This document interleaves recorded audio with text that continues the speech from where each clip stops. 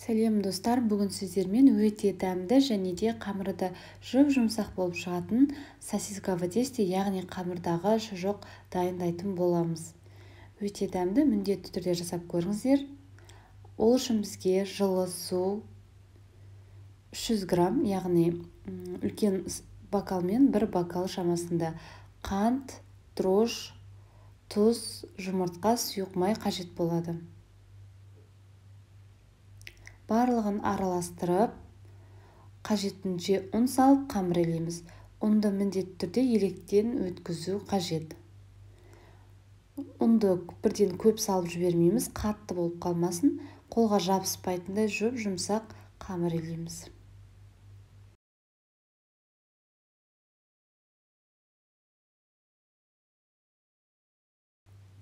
Ыдысымыздың астына осылай сұйық май жағып, қамырымызды салып ашытуға қалдырамыз.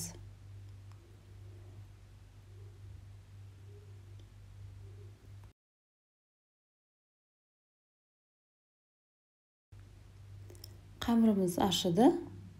Ал енді алып, оны бөліктерге бөлеміз. Дәл осы құраммен шамамен 10 шұжыққа жететін қамыр шығады, сондықтан 10 бөлікке бөліп аламыз. Барлығын домалақтап шығамыз.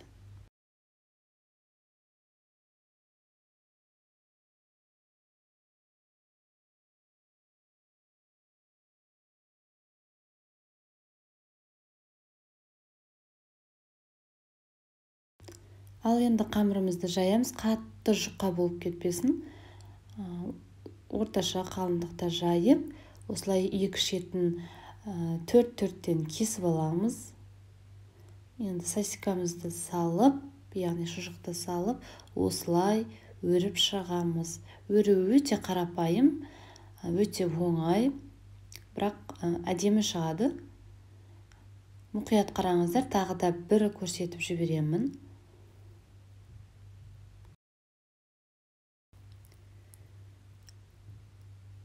Алдымен төбесін осылай жауып, екі шетін бірінен соң бірін қайтарып шығамыз.